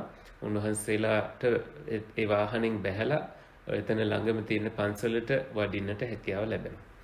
එතකොට කෙනෙක්ට කියන්න පුළුවන් අන්න අර සමුද්‍ර දේවතාවනි අයි අපිට කරදර කරන්නේ මේ සෙල්ලුතුන් වහන්සේලාට කියලා කියපු නිසා මෙහෙම උනේ කියලා. ඉතින් අපි දන්නවද එතකොට සමුද්‍ර දේවතාවෙක් අපි දකින්නේ නැතිව අපිට එහෙම තීරණය කරන්නට හැකියාවක් නැහැ අපි මේ මනින්ද්‍රිය දියුණු කරලා නැති නිසා. දියුණු කළපු ඇත්තෙක්ට ඒ ප්‍රකාශය කරද්දී කියන්නට පුළුවන් වෙන්න පුළුවන් දැක්කොතින් සමුද්‍ර දේවතාවුන් මේ වාහනය ඔසවා තබන්නට උපකාරී වුණා. එහෙම නැත්නම් සීලය විසින් ඔසවා තබන්නට උපකාරී වුණා කියලා. එහෙම වුණොත් ඒක හරියටම දැක්කොත් ඒ කෙනාට ප්‍රකාශය කරන්නට පුළුවන්. එතෙක් අපිට ඒ ප්‍රකාශය බාර ගන්නට බෑ. ඉතින් ඔයත් දන්නවනේ අර තලගුවෙක්ව කුඩා ළමයි පිරිසක් විසින් තලගුවෙක්ව මොකද්ද වෙන්නේ කියලා බලමු කියලා ගුහා පොඩි ගුලකට දාලා ගල් කැට දාලා වහනවා. ඊට පස්සේ ඒගොල්ලන්ට ඒක අමතක වෙලා යනවා. ආයෙ සෙල්ලම් කරන්න ආවම මතක් වෙනවා තලගුවෙක් දැම්ම නේදයි කියලා. ඊට පස්සේ ඒ තලගුයාට ආහාර නැතුව निराහාර වෙලා ඒ දවස් 7කින් ඒ තලගුයාව එළියට එනවා කටු පෑදිලා. එතකොට ඒ ළමයි තීරණය කරනවා ඒ තලගුයාගේ හිස අත ගාලා අනේ මේ සතාව මරන්න හොඳ නැහැ කෑම නැතුව කෘෂ වෙලානේ කියලා. ඉතින් නොමරපු නිසා එක භික්ෂුන් වහන්සේලා පිරිසක් වෙලා ඒ ඇත්තෝ උපදිනවා. ඒ භික්ෂුන් වහන්සේලා පිරිසක් වෙලා ඉපදුනහම උන්වහන්සේලා ගමනක් වඩිද්දී ආගන්තුක කුටියක ඇඳන් 7ක් සකස් කරලා තියෙනවා ගල් ගුහාවක. ඒ ඇඳන් 7 උන්වහන්සේලා සැතපීලා ඉඳිද්දී මොකද වෙන්නේ විශාල ගලක් ඇවිල්ලා අර උන්වහන්සේලාගේ ගල් ගුහාවට වඩින තැනම ආවරණය වෙනවා. දොරම වැහිලා යනවා. ඉතින් උන්වහන්සේලා निराහාරව දවස් 7ක්ම එහි ගත කරනවා. ඉතින් බොහෝ පිරිසක් ඒ අර විහාරස්ථානයේ අනිත් ස්වාමින් වහන්සේලා ගමේ අය එකතු වෙලා අර ගල බින්දින්න උත්සාහ කරනවා නොඑක් කර්මාන්ත කරනවා ඒ ගල ඉවත් කරගන්නට. නමුත් එහෙම කරගන්නට බැරි වෙනවා. ගල විසින්ම 7 වෙනි දවසේ කිසිම උපක්‍රමයක් නැතුව ඒක ඉවත් වෙලා යනවා.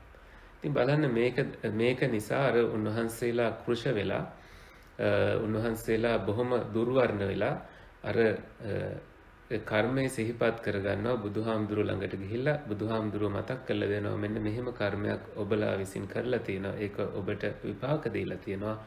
ඒතර බුදු කෙනෙක්ට පුළුවන් පූර්ව අපර වශයෙන් මේවා ගලපලා පැහැදිලි කරන්න. එහෙම පැහැදිලි කරද්දි කෙනෙක්ට වැටහෙනවා අනේ අපි මෙහෙම දෙයක් කරානේ කියලා. හේතු ප්‍රත්‍ය වශයෙන්. මේ සංසාරය හරිම භයානකයි. අපි අවිද්‍යාවෙන් වැහිලා ඒ අන්ධකාරයට අහු වෙලා අපි කර්ම කරනවා. එහි ප්‍රතිඵල අපි පස්සෙන් එනවා අපි නොහිතන විදියට. ඉතින් ඒකමනේ අර සුප්පබුද්ධ කුට්ටි සූත්‍රයේ සුප්පබුද්ධ කියන මේ කුෂ්ඨ රෝගයට බලපෑවේ. ඒ කුෂ්ඨ රෝගයට ඊට පස්සේ පුක්කුසාති රජතුමාට බාහියට ඊට පස්සේ ඒ හැම කෙනෙක්ම කරපු කර්මයක් තියෙනවා. ඒ කර්මය තමයි පෙර ජාතියකදී බොහොම ලස්සන තරුණ කාන්තාවක් රවට්ටගෙන යනවා අපි ආභරණ දෙන්නම් ඔබට ඔබ සමග අපි කාම සේවනය කරනවා කියලා. එතුමිය ඒ ආභරණ වලට රැවටිලා මේ කුමාරවරුන්ගේ ග්‍රහණයට ඉඩ දෙනවා. ඊට පස්සේ ඔය උඹට ආභරණ දීලා වැඩක් නැහැ. උඹ අපි මරලා දානවා කියලා බීමතින් මේ තරුණියව මරලා දානවා. එතකොට තරුණිය ශාප කරනවා මම උඹලා පස්සෙන් යක්ෂණියක් වෙලා ආවිල්ලා උඹලව හැම ආත්මයකම පරිගන්නවයි කියලා. ඉතින් ඒක ඒ විදිහට සිද්ධ වෙනවා. අන්තිමට බාහ්‍ය වගේ අය ඊට පස්සේ සුප්පබුද්ධ කුට්ටි වගේ අය කොයිතරම් රහත් භාවයට පත් වෙන භවය දක්වාම ඒක විපාක දෙනවා. අර ගවයෙකුට යක්ෂණියක් ආවේශ වෙලා එයත්තන් ඇනලා මරණයටපත් වෙන්නේ අන්න ඒ කර්මය නිසා. ඉතින් එහෙම බැලුවහම ඊට කලින් එයත් රහත් වෙන්න කරලා තියෙන පින තමයි 7 දෙනෙක් එක්ක භික්ෂුන් වහන්සේලා 7 දෙනෙක් කාශ්‍යප බුදුහාමුදුරුවන්ගේ කාලේ කෛලාශ පර්වතයට නැගලා ඉනිමගක් තියෙනවා. ඉනිමග විසි කරලා දානවා අපි කොහොම හරි රහත් භාවයට පත් වෙනවායි කියලා. එයින් 5 දෙනෙක් ඉතුරු වෙනවා. දෙනමකින් එක නමක් රහත් භාවයට පත් වෙනවා. වැඩිහිටියම හාමුදුරු රහත් භාවයට පත් වෙනවා. අනිත්තම සුද්ධාවාසී උපදිනවා. අනිත් අය තුසිත දිව්‍ය ලෝකෙ උපදිනවා. ඉතින් ඒ අය හැබැයි දැඩි වීරයක් වඩපු නිසා, ඒ කියන්නේ එක අවස්ථාවක අර රහත් භාවයට පත් වෙච්ච භික්ෂුන් වහන්සේ අහනවා ඔබලට මම භාවනාව කරගෙන යන්න 이르දීන් ආහාර අරගෙන එන්නම් කියලා. එතකොට ප්‍රතික්ෂේප කරනවා. අපි ආහාර ගන්නවා කියලා තීරණයකට ආවේ නැහැ. ඒ නිසා අපි කොහොම හරි රහත් භාවයම අරමුණු කරගන්නවා කියලා අර වීරය වඩපු නිසා ඉක්මනින්ම යත්තන්ට ධර්මය වැටහුණා බුදුහාමුදුරුවන්ගේ කාලේ. ඉතින් ඒ වගේ හරි ප්‍රබලයි යත්තන්ගේ වීරය. ඒක යත්තන්ට පිහිටුණා. ඒ වගේම කර්මයත් යත්තන්ගේ පසුපස්සෙන් ආවා. දැන් පුක්කුසාති රජතුමා පාත්‍ර සිවුරු අරගෙන ඉන්න හොයාගෙන යද්දි තමයි ගවයෙක්ගේ ග්‍රහණයට අසු වෙන්නේ. බාහියටත් එහෙමයි වෙන්නේ. සුප්පබුද්ධ කුට්ටිට වෙන්නේ සරියුත් හාමුදුරුවන්ම විහාරස්ථානයට එයා ඒ සුප්පබුද්ධ කුට්ටි කියන එයා වදකෙක්. එයාව බැහැර කරලා එද්දි සරියුත් හාමුදුරුවන්ව අර වදකයාට එයාට නමක් තියෙනවා මේ කාසාව දන්ටික කියලා. දත් කහ පාට නිසා.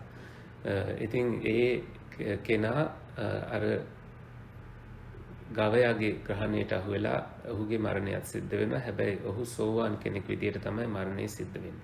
ඉතින් මෙහෙම තමයි බුදුහාමුදුරුව මේ කර්ම කතන්දර ගලපලා ඒ කෙනාටම ඒක පැහැදිලි කරන්නේ. ඒ පැහැදිලි කිරීමේ නුවණ තියෙන්නේ ඒ තරම් ඉක්මනින් පැහැදිලි කිරීමේ නුවණ තියෙන්නේ ඒ විචිත්‍ර ධර්මයේ දේශනා කරපු බුදුරජාණන් වහන්සේටම තමයි.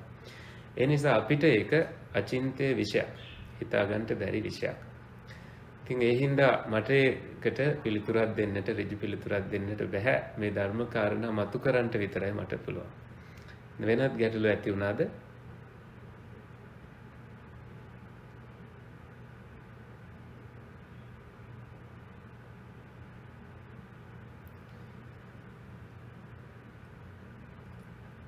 එහෙම නැත්නම් අපි පින් අනුමෝදන් කරමු. පින් අනුමෝදන් කරලා මේ වැඩසටහන අවසන් කරමු. අපි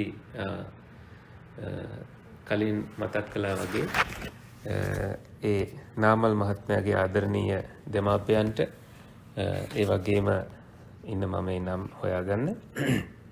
ඊළඟට ඒ තාත්තා තමයි ආර් ඇඩ්මන් තාත්තා. ඒ වගේම මෑණියන් තමයි සෝමා කෙන්දසිංහ මෑණියන්. ඒ වගේම නැගණිය ගීතා මල්කාන්ති නැගණිය, උපුල් ජිනදාස මහත්මයා, ඒ ඇතුළු මියගිය එතුමාගේ පාර්ශවයේ ඥාතිවරු, ඒ වගේම අනුලා දිසානායක මහත්මියගේ තාත්තා ආර්.බී. දිසානායක පියාණන් වහන්සේ, ඒ ඇතුළු හැමෝම පතන බෝධියකින් නිවන් සාක්ෂාත් කරගනිත්වා, චතුරාර්ය සත්‍ය ධර්මයෙන් සැනසේවා, නිවන් අවබෝධයටම පත්වේවා කියලා එයත්තන්ට පින් අනුමෝදන් කරමු. ඒ වගේම ඔයත්තන් නමින් මිය පරලොව සැපත් වන්ට යෙදුණු සියලුම ඥාතිවරු මේ පින් අනුමෝදන්ව එයත්තන්ට ආහාර වලින්, වාසස්ථාන වලින්, වස්ත්‍ර වලින් පතන කිසිම දෙයකින් අඩුවක් නොවි මේ ධර්ම ශ්‍රවණානිසංසෙන් ජනිත වූ පින එයත්තන්ගේ කර්මශය වෙලා සුගතිගාමීව නිවනින්ම සැනසීම පිණිස වේවාය කියලා ප්‍රාර්ථනා කරමු. ඒ වගේම සුජීවත්ව වාසය කරන අනුලා මහත්මියගේ ආදරණීය මෑණියන් ඩී.එම්. බිසෝමැණිකේ මෑණියන් ඇතුළු ඥාති හිතවතුන් හැම කෙනෙක්ටම ඔබ හැම කෙනෙක්ටම නිදුක් නිරෝගී සුව දීර්ඝායුෂ වේවා. ලබන වසර 2021 වසර ශුභ නව වසරක්ම වේවාය කියලා ප්‍රාර්ථනා කරගනිමු. ඉතින් සුනාමි වසනයෙන් මියගිය ඇත්තන්ට යතුළු හැමෝටම මේ පින් අයත් වේවාය කියන චේතනාවෙන් අපි මියගිය ඥාතීන්ටත් දෙවියන්ටත් පින් අනුමෝදන් කරන ගාථා කියමු. ඉදම්මේ ඥාතිනං හෝතු සුඛිතා හොන්තු ඥාතයෝ ඉදම්මේ ඥාතිනං හෝතු සුඛිතා හොන්තු ඥාතයෝ ඉදම්මේ ඥාතිනං හෝතු සුඛිතා හොන්තු ඥාතයෝ ittavataච අම්මේහි සම්පතං පුඤ්ඤ සම්පදං සබ්බේ දේවානුමෝදන්තු සබ්බ සම්පත්ති සිද්ධියා සබ්බේ භූතානුමෝදන්තු සබ්බ සම්පත්ති සිද්ධියා සබ්බේ සත්තානුමෝදන්තු සබ්බ සම්පත්ති සිද්ධියා දෙවියන්ට ආකාසට්ඨා ච බුම්මට්ඨා දේවානාගා මහිද්దికා පුඤ්ඤන්තං අනුමෝදිත්වා චිරන් රක්ඛන්තු සාසනං චිරන් රක්ඛන්තු දේශනං චිරන් රක්ඛන්තු ත්වං සදා. අපේ සුමංගල හාමුදුරුව ඇතුළු විහාරස්ථානයේ කැප වෙලා වැඩ සිටින ස්වාමින් වහන්සේලාට නිදුක් නිරෝගී සැප දීර්ඝායුෂ වේවා. ශාසන අභිවෘද්ධිය වෙනුවෙන් උන්වහන්සේලාට තව තවත් මනවින් කැපවී කටයුතු කරන්නට චිත්ත ප්‍රහර්ෂය ඇතුළු වටිනා මනෝධර්මයන් පහළ වෙන කරුණු හේතු ඇති වේවා. උන්වහන්සේලාට යහපතම වේවා කියලා අපි ආශිර්වාද කරමු. ඒ වගේම දක්ෂිණී නෝන ඇතුළු පවුලේ හැම කෙනෙක්ටම නිදුක් නිරෝගී සැප දීර්ඝායුෂ වේවා. එතුමිය නිසා මේ බොහෝ ස්වාමින් වහන්සේලා ධර්ම ශාසනික සේවයේ යෙදෙනවා. ඉතින් මම සංකිච්ඡ හාමුදුරුවන්ට කිව්වහම මේ දක්ෂිණී නෝන ආරාධනා කළා බණකට කියලා. සංකිච්ඡ හාමුදුරුවෝ එහෙනම් කොහොමත් බෑ කියන්න බැරි බණක්නේ කියලා. ඉතින් ඒක තමයි හැම හාමුදුරු කෙනෙක්ගේම අදහස. මේ කාලේ විශේෂයෙන්ම මම ආචාර්ය උපාධි නිබන්ධනය ලියන නිසා මාව නිදහස් කරලා තියෙන ආගමික කටයුතු වලින් ඒත් මම මේ මුකුත් නොකිය මේ වැඩසටහනට සම්බන්ධ වුණා. හේතුව මේ වගේ ආරාධනාවක් දක්ෂිණී නෝන කරද්දී අපි කවදාකවත් එය බැහැර කරන්නේ නැහැ. මම හිතන්නේ කිසිම හාමුදුරු කෙනෙක් එහෙම කරලා නැතුව ඇති. ඉතින් මේකට කටයුතු සලසපු ඔබතුමියට නිදුක් නිරෝගී සැප දීර්ඝායුෂම වේවා. පවුලේ ඇත්තන්ට හැම යහපතක්ම වේවා කියලා අපි ආශිර්වාද කරනවා. හැම දිනාටම තෙරුවන් සරණයි. අභිවාදන සීලිස්ස නිච්ඡං වද්දාපචායිනෝ චත්තාරෝ ධම්මා වඩ්ඩන්ති ආයුවන්නෝ සුඛං බලං ආයුරාෝග්‍ය සම්පatti සග්ග සම්පatti හේතුච අතෝ නිබ්බාන සම්පatti ඉමිනාතේ සමිජ්ජතු.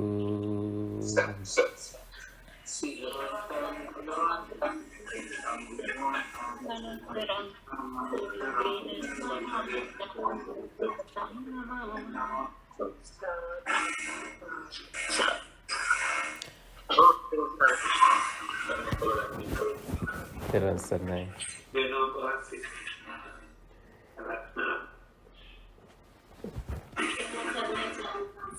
Teren Sernai.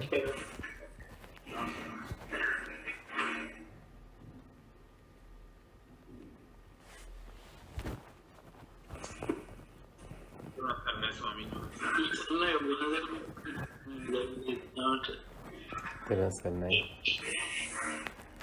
බොහොම පිං අපේ හඳුනේ.